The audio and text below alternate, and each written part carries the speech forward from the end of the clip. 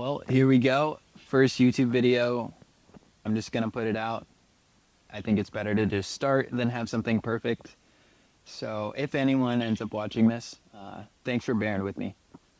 Anyway, I'm going to talk a little bit about how I shoot film at weddings. This was my buddy Connor's wedding. He married his new wife, April. And I offered them some film portraits, and they took me up on it. So it's not like a full wedding, doesn't have getting ready or even the ceremony. It's basically just some romantics, some of the reception, some of their friends and family, things like that. But it was so beautiful up in Marin County where April's from. It's a really special place for them too. And yeah, let's just walk through some of the photos. This is PicTime. This is my gallery delivery software or service, something that I pay for that I use to deliver my galleries to clients. I think it comes out really clean. It looks really good. It's nice and organized too. It's cool. You can create folders like when there's getting ready photos and a cocktail hour and a ceremony and a reception and film. Like I typically separate those into different folders. If you're a vendor or if you're the client, you can kind of find the photos as well as download them all. There's also a print shop if you're interested in that. But anyway, I have two folders in this gallery.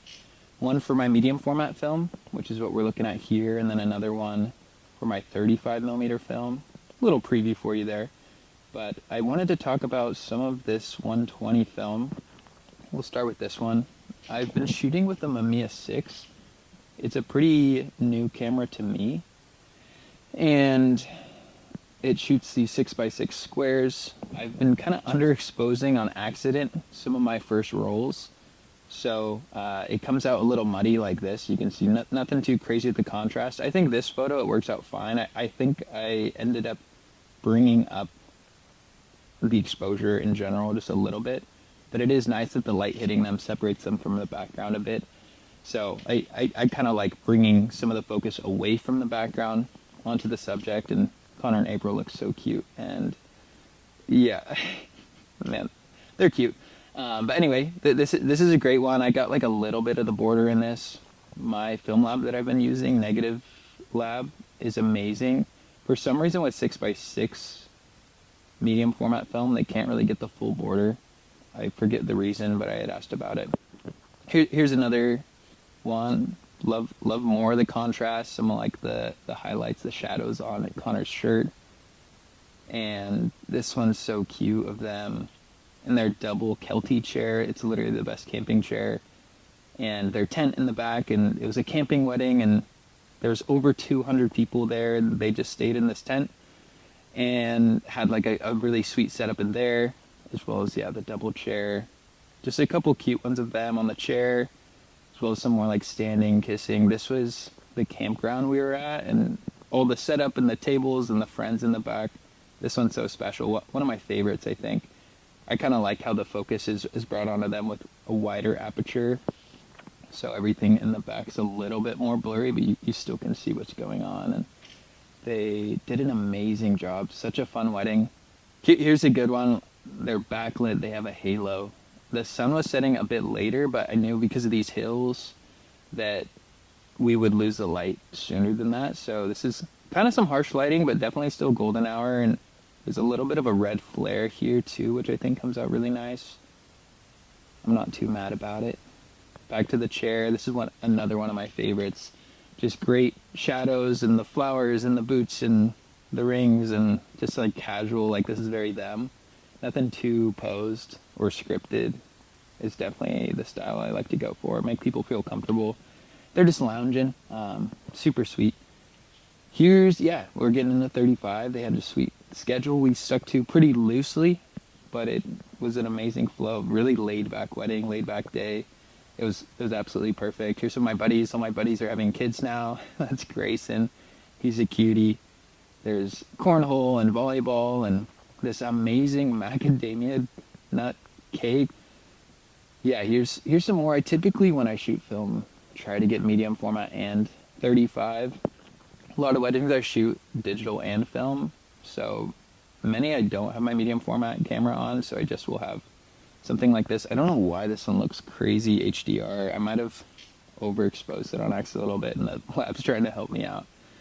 A lot of these are just out of focus too, but I think that kind of adds to the aesthetic. I don't get too bummed about that. This one's nice. They're in focus, and the golden light's hitting them perfectly. Again, this is really sweet how they're separated from the background a bit, and just so close, and the heads together, and Connor's watch tan that you can see. Pretty fun. Yeah, a bunch of similar photos. This one's sweet too.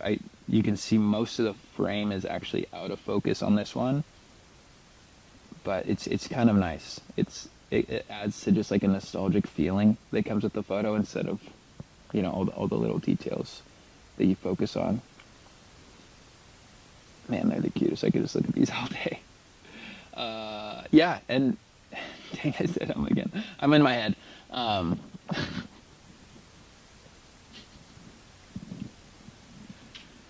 Great halo and silhouette is what I'll say for this one. I just changed the angle. This is literally the same pose, same location. It was actually bright out. But again, just kind of focusing more on, all the commotion around them and the reception going on. Like their friends and family was what this is all about, which is cool when couples always prioritize that. Elsie and Grayson, the cutest kids around. Yeah, here's some of my friends and family. My wife's sitting there, and my aunt and uncle. So the kiddos playing. So good. Man, they were just soaking it in. They were so grateful, and it was so cute. Here's a family hug. Big group hug, and some of the speeches. This weird I don't know what happened here. That's my wife with some bubbles. Would have been cool if her legs didn't get chopped off. One of my favorites is this one. I shoot mostly portrait orientation, and this is one of the rare landscape horizontal photos I took, but this is perfect because you can see they were giving like a thank you toast and everyone's reaction, and it was such a sweet moment.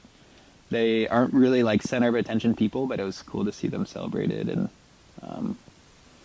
yeah. This is me and Carly. I don't wear my Raiders hat to most weddings or any other wedding, actually. So don't worry if you hire me or if I attend your wedding. I most likely will not wear my Raiders hat. Don't worry there. There's a really fun silent disco to end this wedding. These are from my point and shoot with the built-in flash. I think is kind of fun. Otherwise, when it gets dark, I think I typically slow down with the rate of film I'm shooting. I have a better flash setup with my digital camera, but the point and shoot's always pretty fun too. These are pretty contrasty, like pretty dark. I typically like to get a little bit more context in the photo, but that's a good one of Marcel. Anyway, yeah, thanks for watching. Hopefully the audio works, and I'd love to share more a little bit like about how I shoot weddings in general, how I second shoot. I shoot a lot of film. I'd like to say my thing, but it seems like it's becoming everybody's thing now. So it's cool. I'm super comfortable and love shooting film, and it's cool that it's coming back. So I love to see it. The colors are amazing. I could share more about my setup and my process. I don't know exactly what's going to be happening here on YouTube, but if anybody ends up watching, I appreciate it. Anyway, thanks.